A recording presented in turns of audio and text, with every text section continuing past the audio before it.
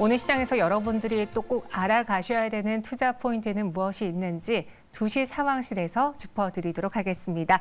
차영수 소장님과 함께하겠습니다. 어서 오세요. 안녕하십니까? 네, 안녕하세요. 오늘도 3가지 상황실이 준비되어 있고요. 우리 차영수 소장님과 첫 번째 종목 SK하이닉스 알아보도록 하겠습니다. 10만 원 선 탈환할까요? 지금 이제 10만 원을 탈환했다 내줬다 계속 그러고 있는 상황인데 뭐 가격이 그렇게 중요하진 않을 수 있어요. 이 10만 원이라는 의미를 우리가 부여하는 걸 수도 있지만 그렇죠. 그래도 그 10만 원을 다시 두 자릿수로 회복한다라는 건 추세적인 상방을 또 기대해 볼 수 있기 때문에 짚어보려고 하는 건데 최근에 파리지 파운드를 확대한다고 했잖아요. SK하이닉스에게 이게 기대 요인이 될 수 있을까요? 글쎄요, 뭐 결정적인 부분들은 아니다라고 좀 말씀드릴 수가 있겠습니다. 뭐 네. 파린치 파운드리 같은 경우는 DB하이텍이라는 우리 굳건한 또 중견기업이 이 부분을 담당하고 있기 때문에 SK하이닉스가 하기에는 조금 그렇게 SK하이닉스의 현재 주가를 10만 원대 이상으로 끌어올릴 만한 드라마틱한 부분들은 될 수 없다라고 말씀드릴 수가 있겠습니다. SK하이닉스가 8인치 파운드리 업체를 자회사로 보유하고 있는데요. 이것을 그 사업부로 보유하고 있는 게 아니라 자회사로 별도로 이제 보유하고 있다라는 그 얘기인즉슨 8인치 파운드리 벌써 우리가 지금 과거의 어떤 그런 모습들이기 때문에 이것을 본회사에 끼지 않고 단순하게 자회사로서 보유하고 있다는 점도 상당히 중요하다고 말씀드릴 수가 있겠습니다. 8인치 파운드리 같은 경우는 계속해서 공급 부족 현상은 일어날 것으로 보여집니다. 이런 부분들은 우리가 기대감을 좀 가져도 된다라고 말씀을 좀 드릴 수가 있겠습니다만 SK하이닉스같이 덩치가 큰 회사 입장에서 본다라면 8인치 파운드리가 전반적으로 흐름을 바꾸기에는 쉽지 않다. 다시 반복해서 말씀드리고요. 이것 때문에 주가가 올라갔다. 글쎄요, 오늘 같은 경우는 전반적으로 시장의 분위기가 SK하이닉스가 삼성전자보다는 조금 비교 우위에 있으면서 오히려 삼성전자를 끄는 입장이 되겠습니다만 10만 원의 안착 여부는 좀 더 시간을 두고 지켜봐야 되지 않겠는가 말씀을 드릴 수가 있겠습니다. 최근에 SK하이닉스의 수급을 보니까 뭔가 완전히 반전된 모습은 아니지만 그래도 네. 외국인 투자자들의 매수가 들어오고 있습니다. 그럼 우리가 연결지어 볼 수 있는 게 최근에 또 환율이 살짝 내렸잖아요. 그러니까 외국인들의 수급이 시총 상위주로 또 반도체주로 들어오는 것 아닐까라고. 뭐 정현 아나운서가 성격이 급한 거야 뭐 주지의 사실인데요. 너무 네. 앞서간 부분들이 아니고 시기상조였나요? 네. 조금 조심스럽습니다. 그러니까 제 얘기는즉슨 그게 맞다 틀리다가 아니라 그렇게 보기에는 다소 조심스럽다라고 좀 말씀을 좀 드릴 수가 있겠습니다. 오늘도 이제 확인은 장이 끝나봐야 합니다만 오늘도 현재 지금 시장에서는 외국인들이 하이닉스를 사고 삼성전자를 파는 것으로 현재 지금 나타나고 있는데요. 일단 수급이 서로 간에 엇갈리죠. 만약에 환율단에 따라서 외국인들의 수급이 들어오려면 두 회사를 같이 사야 되겠죠. 네. 그런 부분들이고 또 1등주들인 삼성전자를 사야지 바로 밑에 단에 있는 하이닉스를 사고 삼성전자를 파는데 환율단으로 외국인들이 들어온다? 이것은 조금 조심스럽게 바라봐야 되는 부분들이 아니겠는가라고 말씀드릴 수가 있겠습니다. 그리고 환율이 우리나라가 체력적으로 강해지면서 원화 강세가 이루어졌을 때 외국인들의 수급이 들어오는 것이지 상대적으로 현재 지금 그 달러 강세가 약간 쉬고 위안화 강세가 이루어지면서 원화 강세가 이루어지는 상황에서 외국인들이 들어온다? 이거는 무조건 원화 강세 이꼬르 외국인들의 수급이라는 도식으로 바라보기에는 조금 조심스러운 상황이 있죠. 지금 원화가 조금 안정을 찾는 것은 위안화의 영향도 있기 때문에 그러한 부분들을 감안해서 생각해야 되지 않겠는가도 말씀을 좀 드릴 수가 있겠습니다. 네, 아직은 SK하이닉스에 대해서 긍정적인 시선으로 바라보기에는 풀어야 될 것들이 많다라고 들립니다. 그럼 SK하이닉스 연말 투자 전략은 어떻게 세워봐야 될까요? 일단 조금 조심스럽습니다. 뭐 SK하이닉스와 삼성전자 궤를 같이 하고 있기 때문에 네. 이러한 부분들을 뭐 물량을 어떻게 늘려라 줄여라라고 얘기하기는 어려울 것 같습니다. 근데 이제 SK하이닉스 같은 경우 좀 긴 호흡으로 보신다라면 모르겠습니다만 단기적인 시각으로 본다라면 반드시 물량을 축소하는 게 오히려 좀 전략이 될 수도 있죠.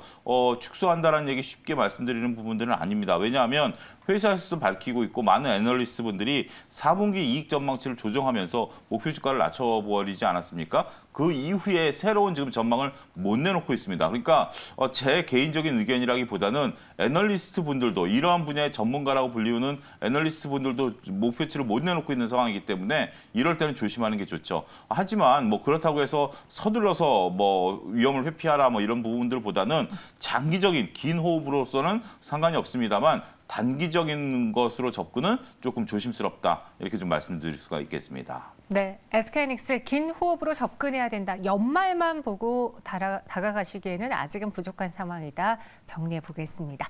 네, 그럼 이어서 두 번째 종목 살펴보도록 하죠.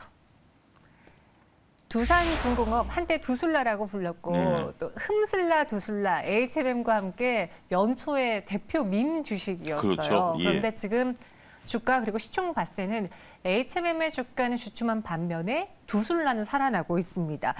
대표적으로 이 종목이 오른 이유가 있을까요? 일단 회사에서 긍정적인 코멘트를 했습니다. 네. 국정감사, 이제 원전 관련해서 국정감사를 봤는데 대표이사께서 연말, 연초, 그러니까 올해 말이나 내년 초에 대규모 수주가 있을 것이다. 이걸 밝혔어요. 슬쩍 흘렀네요. 그렇죠. 이걸 대표이사가 밝혔다라는 것이 네. 어마어마한 사건이죠. 그러니까 이제 뭐 국정감사장에서 더군다나 밝혔기 때문에 이런 거 조심스러움에도 불구하고 이런 걸 밝혔다라는 것이 연말 부근에 대규모 수주가 예정돼 있다. 이건 호재죠. 더군다나 우리가 그동안 원전 관련해서 수주 소식이 없었기 때문에 이런 부분들에 있어서 목말라 했었던 부분들인데 더군다나 이게 지금 아랍에미레이트 연합 이후에 최초의 또 중동 글로벌 수주가 될 수 있다라는 점에 있어서 상당히 긍정적이다. 그러니까 우리가 이제 이런 부분들을 어디다라고 구체적으로 얘기 나오고는 있지는 않습니다. 물론 시장에서 몇몇 나라들이 거론이 되고 있습니다만 최종 결론이 나올 때까지는 일단 보완이 지켜지겠죠. 어찌됐든 일단 해외 수주가 시작됐다라고 좀 봐야 될 것 같습니다. 여기에 글로벌이 몇몇 나라들이 원전에 대한 다시 하겠다라고 지금 선언을 하고 있는 상황이기 때문에 우리나라도 지금 현재 조금 기조가 변할지 뭐 일단 기로점에 서 있다라고 말씀드릴 수가 있겠는데 글로벌 추세가 조금 변하는 거 아니냐 그렇게 됨으로써 현재 지금 글로벌 원전 재개 기대감까지 맞물리면서 현재 시세를 내고 있다. 특히 두산중공업뿐만이 아니라 뭐 한전기술이라든지 뭐 그 원전 관련주들이 대규모 다 같이 동반 상승하고 있는 흐름들도 같이 포착. 그러니까 혼자 올라가면 뭐 조금 조심스럽습니다만 관련주들이 다 같이 올라간다라는 것도 긍정적이지 않겠는가 말씀을 드릴 수가 있겠습니다. 프랑스, 영국, 일본 원전 확대 기조가 국내보다도 해외에서 더 빠르게 이어지고 있잖아요. 그렇다 보니 국내에서도 원전 기술에 있어서 해외 수출을 적극적으로 그 부분을 또 도와주겠다라고 이야기를 하니 두산중공업의 추세가 확실히 살아날 수 있을까요? 현재 지금 글로벌이 그 전력 부족 사태가 현재 전력난이 심하죠. 뭐 중국뿐만이 아니라 다른 나라들도 그렇습니다. 그러니까 이제 어떻게 보면 화석 연료를 줄여가고 신재생 에너지를 늘려가는 과정에 있어서 어떻게 보면 좀 인류가 겪어야 되는 문제다라고 말씀드릴 수가 있겠는데 어찌됐든 몇몇 나라들이 다시 영국 같은 경우 그 원전에 대한 것들을 조심스럽게 바라보고 있었고 일본은 또 원전 사태도 있지 않았습니까? 그럼에도 불구하고 원전을 다시 시작하겠다. 물론 이 부분은 대형 원전은 아닙니다. 소형 원전이죠. 소형 원전을 함으로써 어떻게 보면 우리가 대형 원전이 갖고 있는 어떤 비용적인 면 이런 점들에 대한 부담을 좀 덜어내겠다라고 좀 말씀을 드릴 수가 있겠죠. 몇몇 나라들의 한정입니다. 말씀하셨다시피 지금 정부에서도 우리가 두산중공업이라든지 한전 관련된 회사들에 대한 어떤 자원 활용 차원에서라도 적극적으로 나서겠다, 도와주겠다 이런 입장을 계속해서 표명하고 있지 않습니까?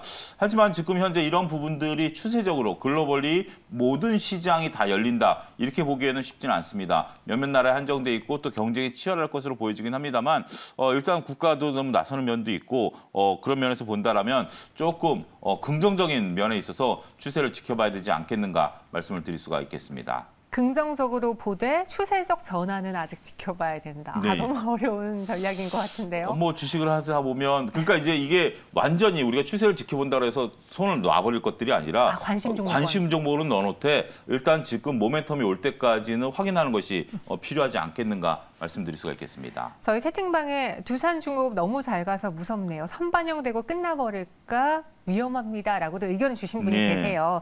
그래서 우리가 아직 추세에 대해서 확답은 못 내리지만 관심권 안에 필히 둬야 되는 종목임은 맞다로 그렇죠. 정리를 했는데요. 두산중공업 그럼 가격 전략 세워보겠습니다. 일단 지금 국내 소형 원전에 대한 기대감들도 높아지고 있는 건 사실입니다. 우리가 IAEA로부터 폐연료봉에 대한 활용 승인을 받았죠. 우리가 폐연료봉 그러면 북한을 생각하게 되면 핵무기 개발만 생각합니다만 이게 이제 대형 원전에서 쓰고 남은 폐연료봉을 우리가 그동안에 이제 땅에 묻는 것만 생각을 했었죠. 근데 소형 원전 같은 경우는 이걸 다시 재활용할 수 있기 때문에 그러한 부분에 있어서 우리나라도 소형 원전을 기대할 수 있고요. 여기에 대장주로서 두산중공업이 나설 수 있다라고 보여지면 현재 시세에 대해서 직전 고점까지는 한번 노려볼 만하지 않겠는가 말씀드릴 수가 있겠습니다. 그러면 목표가는 33,000원을 제시해 드릴 수가 있겠고요. 손절가는 24,000원을 제시해 드릴 수가 있겠습니다. 알겠습니다. 두산중공업의 목표 주가는 33,000원, 손절가는 24,000원 드렸고요. 마지막 상황시로 들어가 보도록 하겠습니다. 알체라. 제가 항상 한 줄평을 뽑거든요. 네. 너는 대체 뭐니? 이걸 제가 뽑아봤어요. 너무나 묻고 싶은 질문이었거든요. 저는 알체라 같은 종목이 활발하게 움직였으면 좋겠습니다. 이유가 있을까요? 정현 아나운서를 대체할 수 있는 절호의 기업이기 때문에 저는 알체라를 네. 좀 밀고 싶습니다. 여기에 AI가 나타나는 그 순간까지 우리 차영수 소장님은 저를 놀리실 것 같은데요.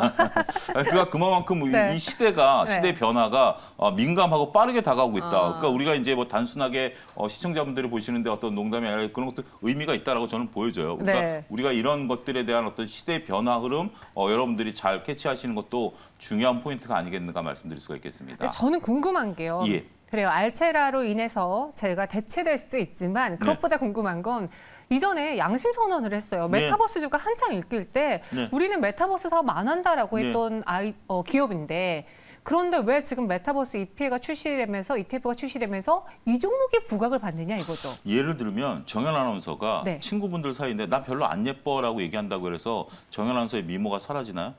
그건 아니겠죠. 그렇죠. 네. 똑같은 거예요. 아, 그렇습니까? 알체라가 네. 우리는 메타버스 기업이 아니다라고 얘기를 하고 있습니다만 지금 네.